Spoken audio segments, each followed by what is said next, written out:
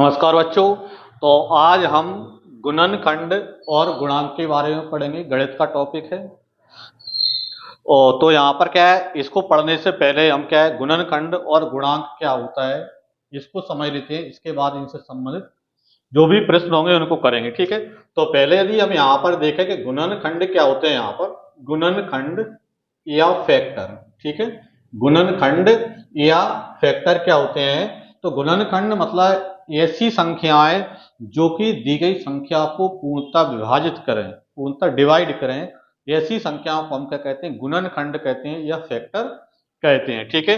For example से यहाँ पर देखें, जैसे मान के चलें जैसे 12 है, तो यहाँ पर इस 12 के यदि आपको कहा जाए कि 12 के गुणनखंड निकालो, तो 12 के गुणनखंड मतलब वो सभी संख्याएं जिनका भाग 12 में जाता है।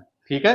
जैसे यहाँ पर यह जो जिनकी टेबल में 12 आता है, जैसे 12 में 1 का भाग जाएगा, 2 का जाता है, 3 का जाता है, 4 का जाता है, 6 का जाता है और 12 में 12 का भाग जाता है। ठीक है। तो 12 के गुणनखंड मतलब 1 2 3 4 6 और 12 है। कितने गुणनखंड हुए इसके? 6 गुणनखंड यहाँ पर हो गए। ठीक है। और भी उदाहरण के लिए जैसे यहाँ पर देखें, जैसे मान के चले हम 15 के गुणनखंड निकालें। या 15 के गुणनखंड कौन कौन से यहाँ पर? तो 15 के गुणनखंड मतलब ऐसी सभी संख्याएं जिनका 15 में भाग जाता है। ठीक है। तो एक सभी में बनता ही है, तो 15 में 1 का भाग भी जाता है, 15 में 3 का भी जाता है। ठीक है। 15 में यहाँ पर क्या है, 5 का जाता है और उसके बाद 15 में 15 का जाता है। तो 1 3 5 और 15, ये 15 के क्या है, गुणनखंड है, फैक्टर है। ठीक है। यानी 15 के कितने गुणनखंड है? तो 15 के 4 गुणनखंड हैं। ठीक है। फिर दूसरा हम इसमें पढ़ेंगे, यहाँ पर क्या है, गुणांक यानी कि मल्टीपल। ठीक है। तो यहाँ पर क्या है, गुणांक क्या होता है? गुणांक को गुणज भी कहा जाता है, गुणांक या गुणज। ठीक है। अब मल्टीपल एक ही चीज है यहाँ पर। तो गुणांक या गुणज क्या होता है, मल्टीपल क्या होता है? तो ऐसी संख्याएं जो दी गई संख्या से विभाजित हों। अभी क्या है, दी गई संख्या में भाग दे रहे थे। और गुणज क्या होता है, ऐसी संख्या जो दी गई संख्या से विभाजित हो, यानी कि इसमें टेबल लिख दो आप। ठीक है। जैसे मान के चलो मुझे यहाँ पर क्या है, 8 के गुणांक लिखना है या 8 के गुणज लिखना है। ठीक है। तो 8 के गुणज मतलब ऐसी सभी संख्याएं जिनमें 8 का भाग जाता है, जो 8 से डिवाइड होती है। ठीक है। जैसे 8 है, फिर 16 है, 24 है, 32 है, 40 है, इस प्रकार डॉट डॉट, मतलब कि यहाँ पर ये 8 के क्या हो जाते हैं, गुणज हो जाते हैं। ठीक है। जिनमें 8 का भाग जाता है। और भी जैसे मान के चले मैं यहाँ पर क्या है, 9 के गुणज निकालूं, तो 9 के गुणज यानी कि 9 की टेबल लिख दो आप, तो सीधा सा। यानी कि यहाँ पर क्या बनेगा, 9 18 27 36 43 और इस प्रकार डॉट डॉट आगे क्या है, 9 9 प्लस यहाँ पर आप करते जाओ, तो ये क्या हो जाएंगे, यहाँ पर 9 के गुणज मिल जाएंगे यहाँ पर। ठीक है। तो इन इस चैप्टर में जो भी हम प्रश्न करेंगे, जो भी आप क्वेश्चन करेंगे, उन प्रश्नों में हमको इन दो चीजों की जरूरत पड़ने वाली है। गुणनखंड क्या होता है इसकी भी जरूरत पड़ेगी, गुणज क्या होते हैं इसकी भी जरूरत आपको पड़ेगी। ठीक है। इन्हीं से संबंधित प्रश्न हमको यहाँ पर देखने को इसमें मिलेंगे। ठीक है। तो इनको यहाँ पर क्लियर कर देते हैं और फिर हम क्या प्रश्नों की ओर चलते हैं यहाँ पर। ठीक है। तो देखें यहाँ पर, अब यहाँ पर आ जाएं इसमें। तो देखें आज का हमारा क्या है, पहला प्रश्न है। देखें पहला प्रश्न क्या है, स्क्रीन पर आ गया और उसको यहाँ पर आप देखें क्या दिया है। तो पहला प्रश्न हमारा है 640 का अभाज्य गुणनखंड क्या है। ठीक है। 640 के अभाज्य गुणनखंड क्या है, तो वो आपको देखना है। ठीक है। तो 640 के अभाज्य गुणनखंड यानी कि प्राइम फैक्टर। ठीक है। तो 640 के प्राइम फैक्टर निकालना है, तो 640 के क्या करें हम, इस प्रकार फैक्टर यहां पर हम करेंगे। ठीक है। 640 लिखा। अब इसमें देखो सबसे पहले किस संख्या का भाग जा रहा है, यह नंबर किससे डिवाइड है। ठीक है। छोटे नंबर से स्टार्ट करें, जैसे पहले 2 से डिवाइड करेंगे इसको, तो 2 3 6, 2 दूनी 4। फिर दोबारा भी 2 से डिवाइड करेंगे, 2 1 2, 2 6 12 0। ठीक है। फिर 2 से डिवाइड करेंगे क्योंकि 2 से पहले जा रहा है, जब तक 2 से डिवाइड होगा तब तक हम 2 से डिवाइड उसको करते रहेंगे, तो फिर कितना आएगा 18। फिर 2 से करेंगे तो कितना 40, फिर 2 से करेंगे कितने आएंगे यहाँ पर 20, और फिर 2 से करेंगे कितने बनेंगे यहाँ पर 10, और फिर 2 से करेंगे तो कितने आएंगे 5। और अब देखो 5 में किसका जाता है, तो 5 में 5 का ही यहाँ पर बनेगा उसमें, ठीक है। तो 5 बन जा 5, ठीक है। तो इस प्रकार यदि आप देखो तो 640 के गुणनखंड क्या है, इसमें 1 2 3 4 5 6 7, तो 2 2 के कितने हैं 7, 1 2 3 4 5 6 और 7, और एक क्या है 5 का है, और इनटू में 5, तो यही आपका आंसर इसमें हो जाएगा। ये 640 के गुणनखंड इसमें हो जाएंगे यहाँ पर, ठीक है। जो सा ऑप्शन आपको इसमें दिख रहा हो जिसमें यहाँ पर 2 2 के कितने हो 7 हो और एक 5 का हो, वो वाला ऑप्शन अपन इसमें अटेंड कर देंगे, तो इसमें डी वाला ऑप्शन आपका आंसर इसका बन जाएगा, ठीक है। तो इसको यहाँ पर स्क्रीनशॉट कर लें और अगले प्रश्न की ओर हम चलते हैं, ठीक है। देखें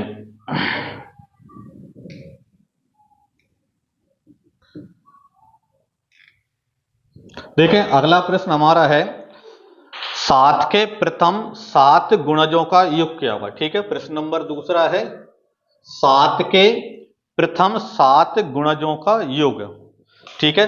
7 के प्रथम 7 गुणजों का योग, यानी कि यहां पर देखो 7 के गुणज मतलब 7 की टेबल लिख दो, और कितने गुणज 7, तो 7 बार लिख दो इसको। मतलब यहां पर जैसे 7 का प्रथम 7, फिर 14, फिर 21, 28, 35, ठीक है, 42 और 49। ये 7 के प्रथम क्या है 7 गुणज हैं, ठीक है।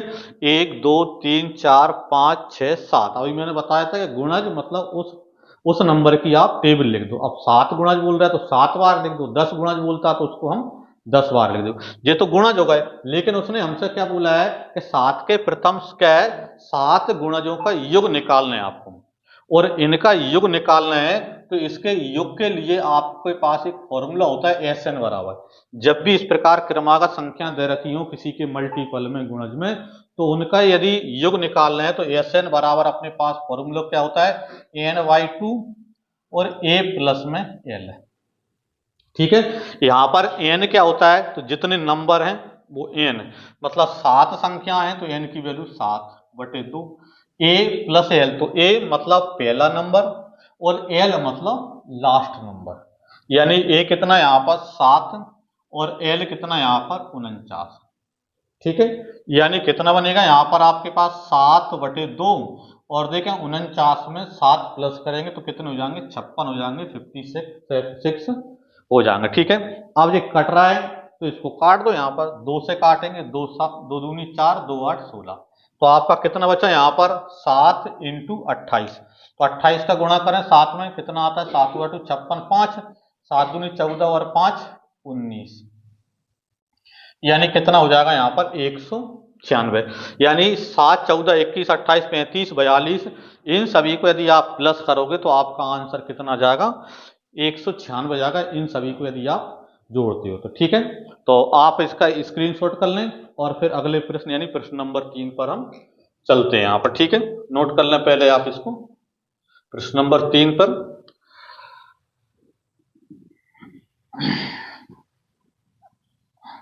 देखें। तो प्रश्न नंबर 3 पढ़े यहाँ पर स्क्रीन पर। तो प्रश्न नंबर 3 क्या दिया है, 3 के प्रथम 10 गुणजों का योग क्या होगा। अब किसका बोला है 3 के प्रथम 10 गुणजों का योग, तो 3 के 10 गुणज मतलब 3 6 9, इस प्रकार डॉट डॉट, जो 10वां गुणज बनेगा वो कितना बनेगा 30 बनेगा। 10 या 30, 10 का गुणज 10 संख्या है तो 3 6 9 12 15, इस प्रकार डॉट डॉट 10वीं संख्या क्या बनेगी 30 यहाँ पर बनेगी। अब चूंकि इनका क्या निकालना है आपको योग निकालना है, योग निकालना है तो योग यानी एस एन बराबर क्या हो जाएगा, अभी फॉर्मूला लिखा था, क्या लिखा था पिछले फॉर्मूले में n/2 a plus l। N मतलब क्या होता है जितनी संख्याएं हैं वो एन की वैल्यू है। अब संख्या कितनी है तो 10 संख्या है, तो इसका मतलब एन का मान 10 बन जाएगा, तो इसका मतलब 10 और बटे में 2, ठीक है। फिर क्या है ए प्लस एल, तो ए मतलब पहला नंबर और एल मतलब लास्ट नंबर, तो ए यानी कितना है 3 है और एल मतलब कितना है 30 है, ठीक है। अब इसको आप सॉल्व उसमें कर दें तो 2 से काटेंगे कितने आएंगे, 5 आ जाएंगे यहाँ पर तो, ठीक है। यानी कितना बनेगा आपके पास यहाँ पर 5 इंटू 30 प्लस 3 यानी 33, ठीक है। यानी कि 5 गुणा 33 कर देंगे तो 5 थी अब 15 और 1 16 मतलब 165, मतलब 3 के प्रथम 10 गुणजों का जो योग बनेगा वो कितना बनेगा, 165 बनेगा। मतलब सी वाला ऑप्शन आपका आंसर इसका हो जाएगा उसमें, ठीक है। तो कर लें आप, अब इसका स्क्रीनशॉट कर लें और फिर अगले प्रश्न की ओर अपन चलते हैं उसमें, ठीक है। प्रश्न नंबर 4 पे चलते हैं। यदि क्या है आपको समझ में आ रहा हो तो वीडियो को क्या है लाइक जरूर करते चलें, इससे मोटिवेट होते हैं। तो देखें अपना क्या है चौथा प्रश्न स्क्रीन पर आ गया है, पढ़ें इसको। देखें तो इसमें क्या दिया है, 4 के प्रथम 6 गुणजों का योग, मतलब ये भी यही है क्वेश्चन, 4 के प्रथम 6 गुणजों का योग क्या होगा।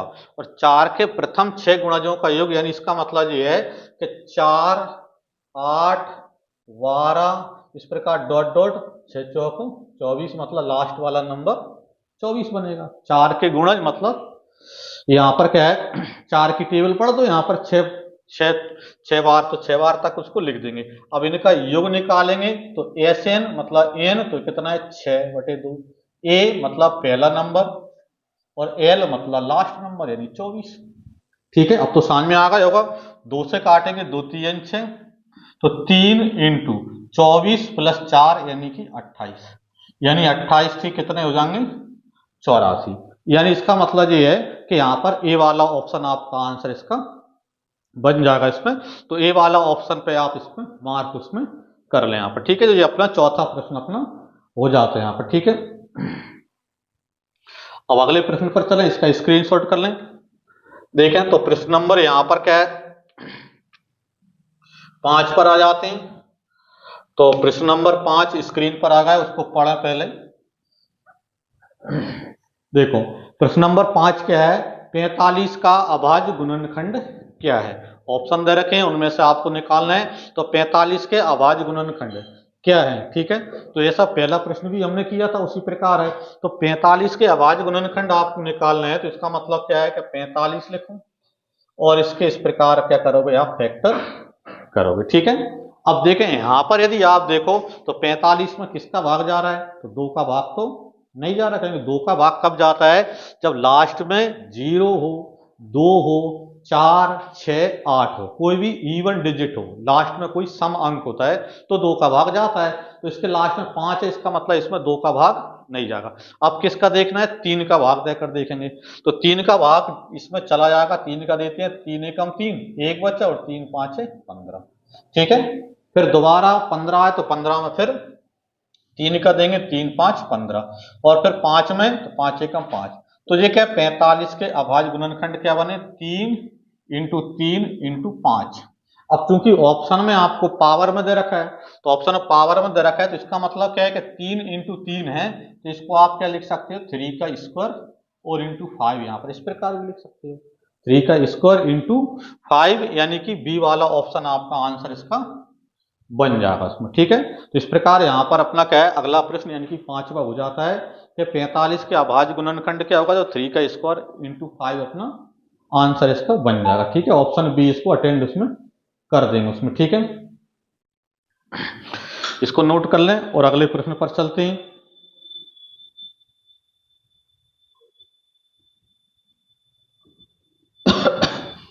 देखें तो प्रश्न नंबर 6वां आपकी स्क्रीन पर है। प्रश्न नंबर 6 क्या है, तो देखो प्रश्न नंबर 6 है 2 की पावर 7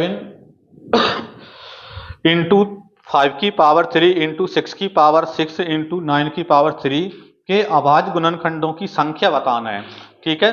ये आपके दरक है, तो इसमें क्या है अभाज्य गुणनखंड कितने हैं वो बताना है। तो देखें यहाँ पर इसको पहले लिख लें, यहाँ पर 2 की पावर 7 प्लस इंटू 2 की 5 की पावर 3 इंटू 6 की पावर 6 इंटू 9 की पावर 3 के क्या चाहिए आपको अभाज्य गुणनखंडों की संख्या, मतलब इसमें कुल कितने अभाज्य गुणनखंड हैं, कुल कितने प्राइम फैक्टर हैं, ठीक है। तो इसको कुल कितने प्राइम फैक्टर हैं, तो देखो 2 की पावर 7 है तो 2 तो ऑलरेडी यहां पर अभाज्य ही है, प्राइम नंबर है। प्राइम नंबर आप जानते होंगे, अभाज्य संख्या मतलब वो नंबर जिसमें एक और स्वयं के अलावा किसी संख्या का भाग नहीं जाता है। ठीक है, तो 2 में तो किसी का भाग जाता नहीं है, तो इससे कुछ नहीं कर पाएंगे। 5, तो 5 भी अभाज्य ही है, क्योंकि 5 में 5 का भाग जाता है, 5 में 1 का भाग जाता है। अब क्या बचा, 6 बचा, 6 बचा। तो इसको आप थोड़ा सा लिख सकते हो, जैसे 2 की पावर 7 लिखा, 5 की पावर 3 लिखा। अब जो क्या 6 है, तो 6 को आप क्या लिख सकते हो, 2 गुणा 3। इस वाले 6 को कितना लिख दें, 2 गुणा 3 लिख दें। अब चूंकि 6 की पावर 6 थी, तो 2 की पावर भी 6 और 3 की पावर भी 6। ठीक है, इसी प्रकार फिर इंटू में देखो 9 की पावर 3 है, तो 9 को क्या लिख सकते हो आप, 3 का स्क्वायर लिख सकते हो, 3 गुणा 3 लिख सकते हो, जो भी आपको समझ में आ रहा हो। जैसे 9 को मतलब 3 इंटू 3 लिख सकते हैं। अब चूंकि 9 की पावर 3 थी, तो 3 की पावर 3 और 3 की पावर 3। ठीक है ना। अब देखें, अब आप इसको देखें इसमें, तो आप चूंकि सभी के अब अभाज्य हो गए। ठीक है, आप चाहो तो और बढ़ा दो, देखो 2 की पावर 7 और 2 की पावर 6, मतलब यहां पर 2 की पावर टोटल कितने हो गए, 13। जब आप बेस समान होते हैं, आधार समान होते हैं, तो पावर जुड़ जाती है। ठीक है, तो 2 की पावर 7 और 2 की पावर कितनी, 6, तो 6 और 7 यानी 13। ठीक है, इसी प्रकार देखो 3 की पावर 6, 3 की पावर 3, 3 की पावर 3, यानी 3 की पावर 6 और 3 9 और 3 12। ठीक है, फिर क्या बचे आपके पास यहाँ पर 5 की पावर 3, तो 5 की पावर 3। ठीक है, ये तो अभाज्य गुणनखंड होगा, लेकिन उसने पूछा कितने अभाज्य गुणनखंड है। तो अभाज्य गुणनखंडों की संख्या निकालने, कुल अभाज्य गुणनखंड, कुल अभाज्य गुणनखंड कितने बनेंगे। तो देखो 2 की पावर 13 है, इसका मतलब 13 तो यही हो गए, 2 2 के। ठीक है, तो 13 अभाज्य संख्या जी हो गई, प्लस 3 की पावर 12, तो इसका मतलब 12 अभाज्य संख्या जी हो गई, क्योंकि 3 भी अभाज्य और 12 पावर 12 बार। और इसी प्रकार 5 की पावर 3, तो 5 5 के भी 3 है, तो इस प्रकार 13 और 12 25 और 3 28।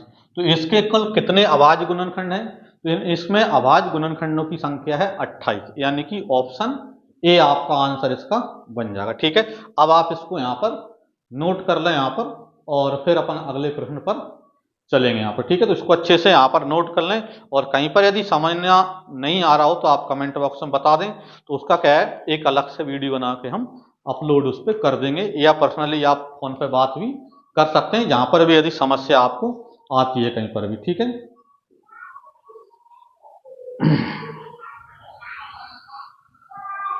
देखें तो कर दें इसको क्लियर। अब आ जाते हैं प्रश्न नंबर अगले, यानी प्रश्न नंबर 7 पर आ जाते हैं। ठीक है, तो प्रश्न नंबर 7 आपकी स्क्रीन पर है। क्या है, 44 के सभी गुणनखंड ज्ञात कीजिए।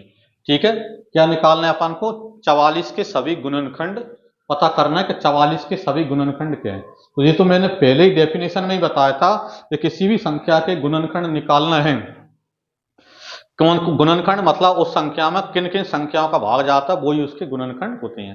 तो 44 के गुणनखंड निकालना है, तो इसका मतलब वो सभी संख्याएं जिनका भाग 44 में जाता है। तो 44 के गुणनखंड मतलब एक तो सभी का गुणनखंड होता ही है।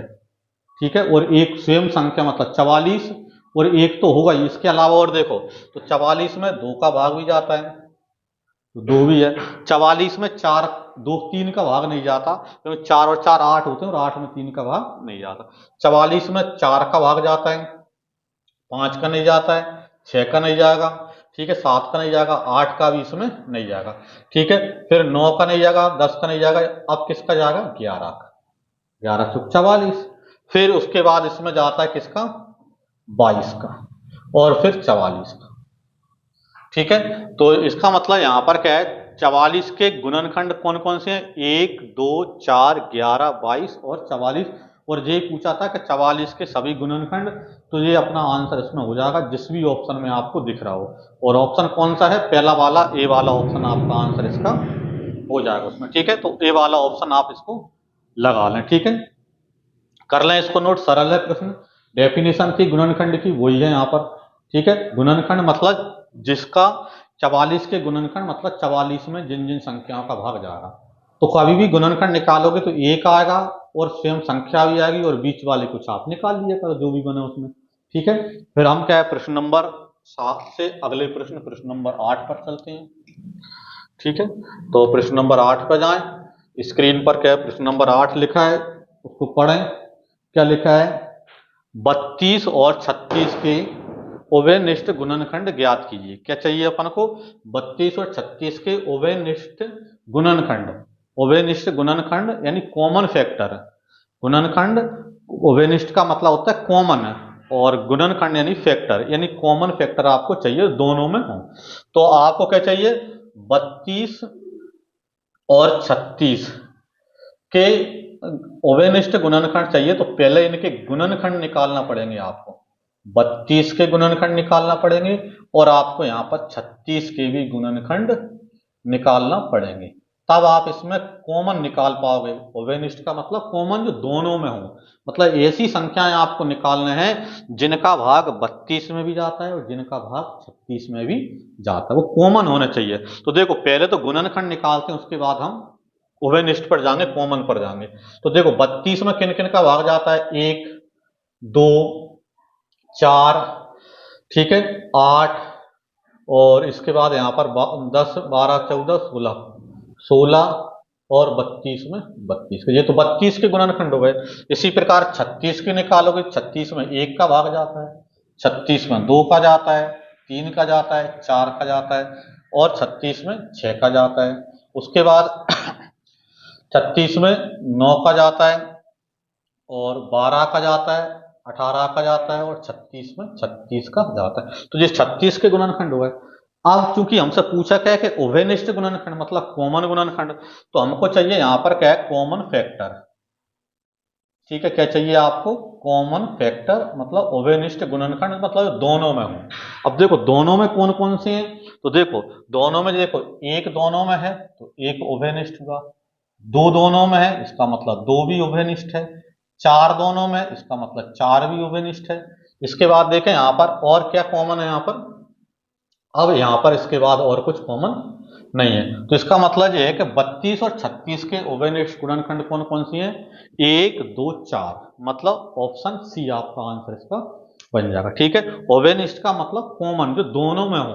ठीक है, ऐसी संख्या जिसका भाग 36 में भी जाता है और उसका भाग 32 में भी जाता है, जो यहाँ पर क्या है, ऐसी संख्या जिस जो क्या है, इसमें इसको भी डिवाइड करे और इसको भी डिवाइड करे, वो सभी संख्या, तो क्या है 1, 2, 4 आपका आंसर इसका बन जाएगा उसमें। ठीक है,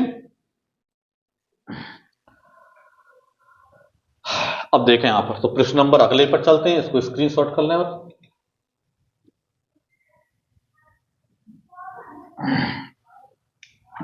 तो देखें यहां पर अगले प्रश्न पर आ जाते हैं। प्रश्न नंबर कौन सा आ गया, 9 नंबर का।